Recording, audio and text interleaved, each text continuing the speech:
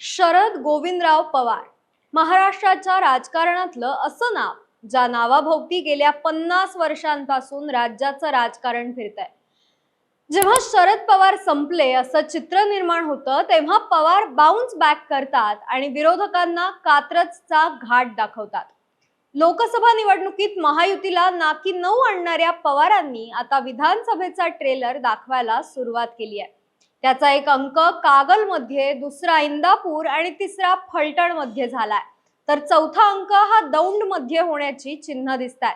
त्याचं कारण म्हणजे दौंडचे माजी आमदार आणि अजित पवारांचे निकटवर्तीय मानले जाणारे रमेश थोरात हे लवकरच राष्ट्रवादी काँग्रेस शरदचंद्र पवार पक्षात प्रवेश करणार असल्याची माहिती समोर येते।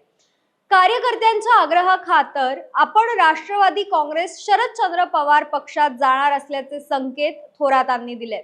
त्यामुळं हा महायुतीला आणि विशेषतः आमदार राहुल कुल यांना मोठा धक्का असल्याचं सांगितलं जात आहे। मात्र या सर्वांमध्ये प्रश्न उपस्थित होतोय की खरंच रमेश थोरात हे राहुल कुल यांचा पराभव करू शकतात का? याबाबतची शक्यता काय आहे? या सर्व प्रश्नांची उत्तरं आपण आजच्या व्हिडिओच्या माध्यमातून घेणार आहोत।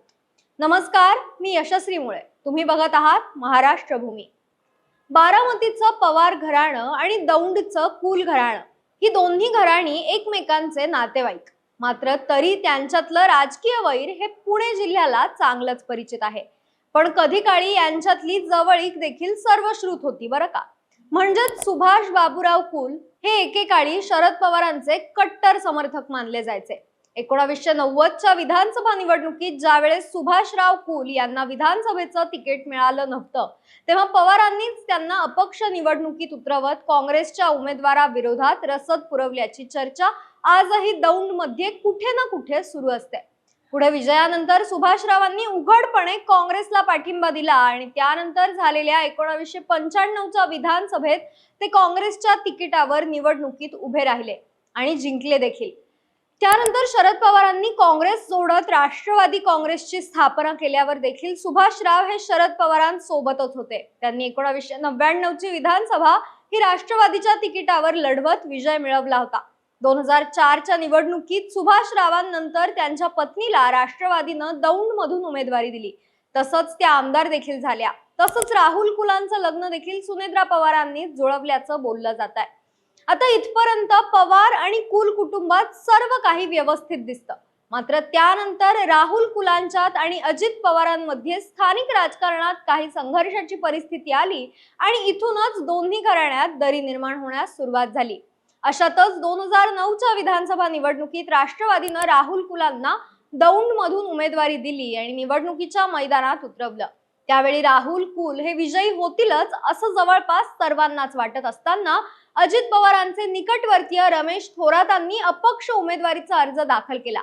त्यानंतर अजित पवारांनी थोरातांना अंतर्गत मदत केल्यामुळे ते विजयी तर राहुल कुल पराभूत झाल्याचं बोललं गेलं आणि या पराभवामुळे कुल कुटुंब हे कायमचं पवार कुटुंबियांपासून दुरावल्या गेलं। यातूनच राहुल कुलांनी महादेव जानकरांच्या राष्ट्रीय समाज पक्षात प्रवेश करत 2014ची विधानसभा निवडणूक लढवली आणि मोदी लाट तसंच मतविभागणीमुळे ते विजयी देखील झाले। दरम्यानच्या काळात राहुल कुलांनी देवेंद्र फडणवीसांशी चांगलीच जवळीक निर्माण केली। तसंच पवारांच्या गडातला मोहरा कळल्यामुळे फडणवीसांनी देखील कुलांना ताकद द्यायला सुरुवात केली। अशातच 2019च्या विधानसभा लागल्या, यात राहुल कुल हे भाजपत गेले आणि निवडणुकीच्या मैदानात उतरले, तर त्यांच्या विरोधात राष्ट्रवादीनं पुन्हा रमेश थोरातांना तिकीट दिलं। त्यावेळी शरद पवारांनी केलेल्या झंझावाती प्रचार आणि रमेश थोरातांचा वैयक्तिक प्रभाव इथं कामी आला आणि राहुल कुल पराभूत होतील असं वाटत असताना त्यांचा निसटता विजय झाला। त्यावेळची आकडेवारी पाहिली तर राहुल कुलांना 1,03,664 मतं होती, तर रमेश थोरातांना 1,02,118 मतं पडली होती। म्हणजेच राहुल कुल हे अगदी 746 मतांच्या फरकानंच विजयी होऊ शकले होते।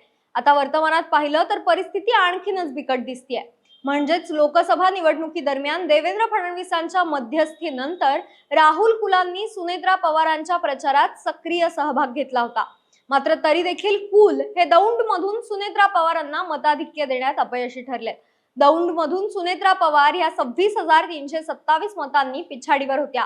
आता याचा विचार जर विधानसभा निवडणुकीच्या दृष्टीनं करायला गेलं तर राहुल कुल देखील आपल्याला पिछाडीवर दिसतायत.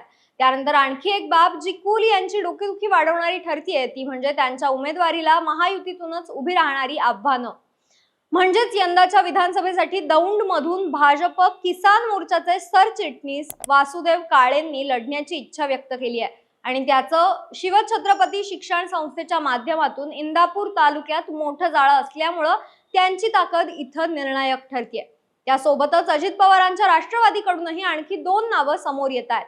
त्यातलं पहिलं म्हणजे माजी आमदार किशनराव जगदाळेंचं पुत्र वीर धवल जगदाळे हे आहेत आणि त्यांचं सोशल मीडिया उघडून पाहिलं तर जगदाळेंनी निवडणुकीची तयारी सुरू केल्याचं दिसतंय. त्यांनी दौरे आणि गाव भेटी देखील सुरू केलेल्या आहेत. त्यामुळे त्यांच्या भूमिकेवर देखील राहुल कुलांची आमदारकी ठरली जाणार आहे.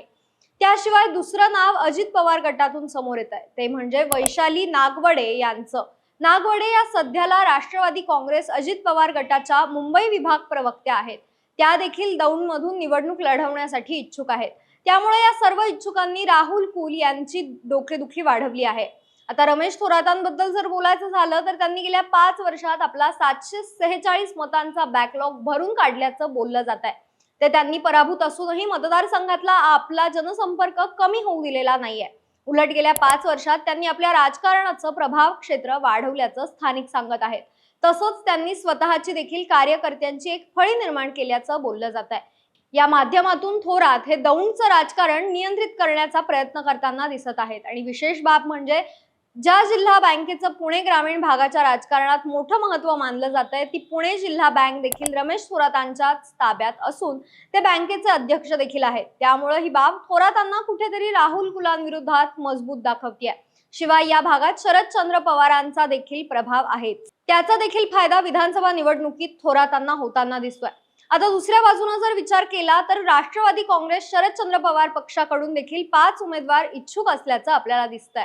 या 5ही उमेदवारांना गेल्या महिन्यात नांदगाव येथे एकत्र येत निवडणुकीच्या प्रचाराची सुरुवात केली होती.